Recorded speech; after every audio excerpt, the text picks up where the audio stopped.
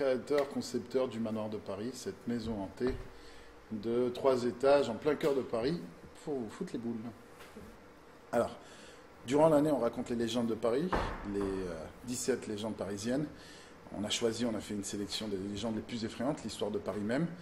Et le client va en fait déambuler à travers tous les décors qu'on a créés. Ça va passer par les égouts de Paris, les catacombes. On a repris, on est allé voir, vérifier les lieux, prendre des photos, et on a essayé de recréer des ambiances. Bon, bien sûr, on a exagéré le côté effrayant. Tu vas retrouver un crocodile dans les égouts de Paris, mais chez nous, pas dans les vrais égouts de Paris. Et ainsi de suite, tu vas passer dans Notre-Dame, on a recréé une rosace. On a essayé de prendre à chaque fois des lieux connus, une symbolique, et on l'a remis dans le manoir pour que tu puisses te retrouver. Et les clients vont donc déambuler à travers maintenant, on est monté à 35 salles. On était à 25 avec le nouvel étage qu'on a ouvert. On est à 35 salles. Et bon courage à toi, en fait. Alors, pour 2013, pour Halloween, on a ajouté un étage entier qui s'appelle Asylum. C'est un asile de fous, en fait. On raconte souvent les histoires du quartier. Auparavant, derrière le manoir de Paris, il y avait l'hôpital Saint-Lazare. Et on s'est dit, tiens, on va utiliser cette idée. C'était un ancien couvent, à un moment donné, une prison. Donc, on s'est dit, on va utiliser cette idée d'asile de fous.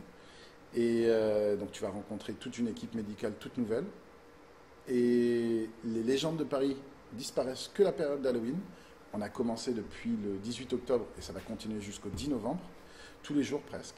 Bon, il faut aller sur le site web pour vérifier les dates exactement.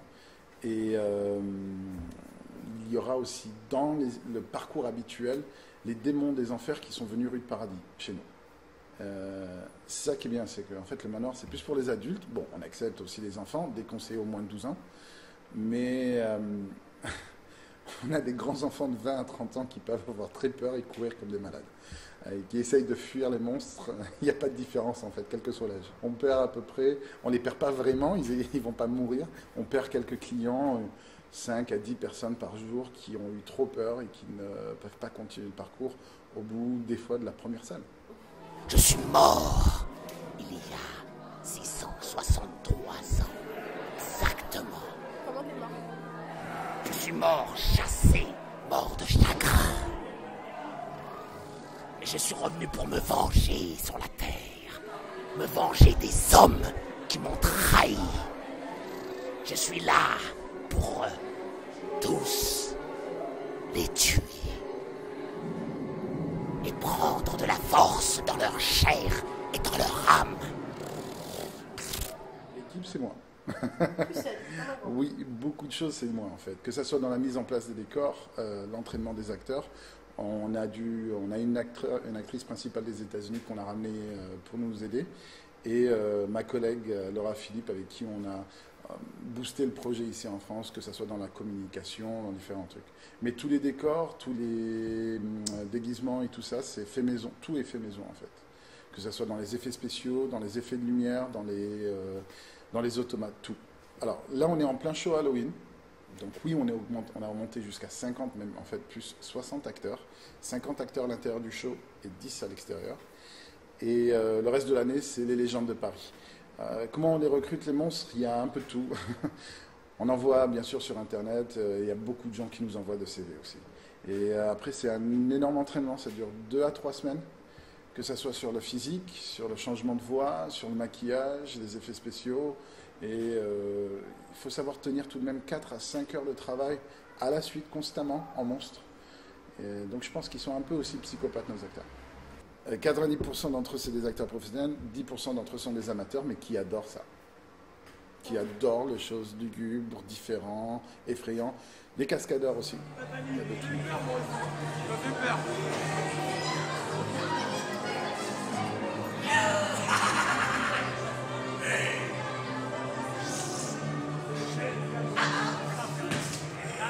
Franchement, c'était vraiment génial. C'était pour ceux qui ont vraiment peur, qui sont du genre à avoir très peur, ils peuvent avoir facilement très peur. Super. Super sympa. Ouais, super bien fait aussi. Ouais. Assez réaliste, Ouais, sympa. Vraiment un bon moment. Ouais, c'était juste un bon moment, bien sympa entre copains et tout, ça fait. Vous avez eu peur? Ouais, un petit peu. Ouais, les filles, moi, oui. Personnellement, ouais.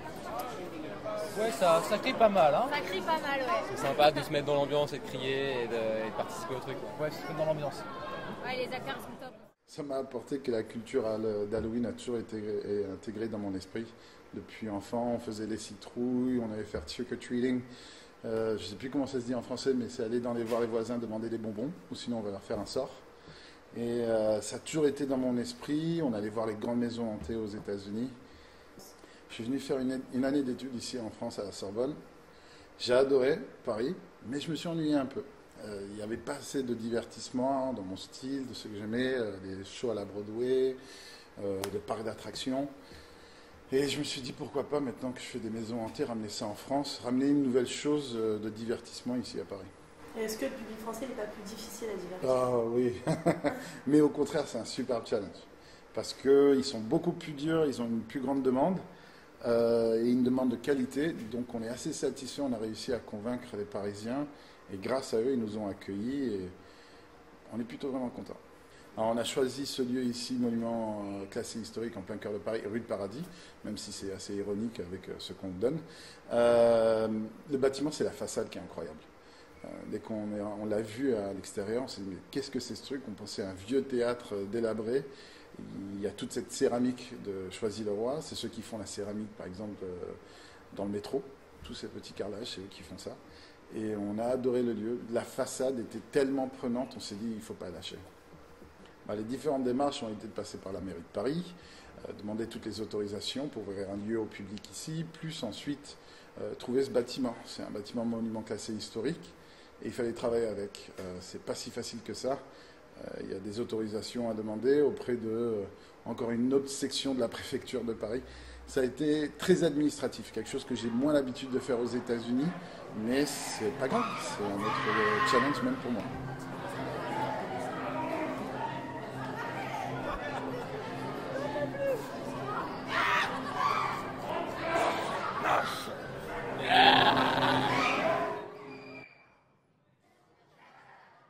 N'oubliez pas de passer sur neonest.fr. Il paraît que c'est le meilleur site du monde et je peux confirmer ça, puis je suis allé ce matin.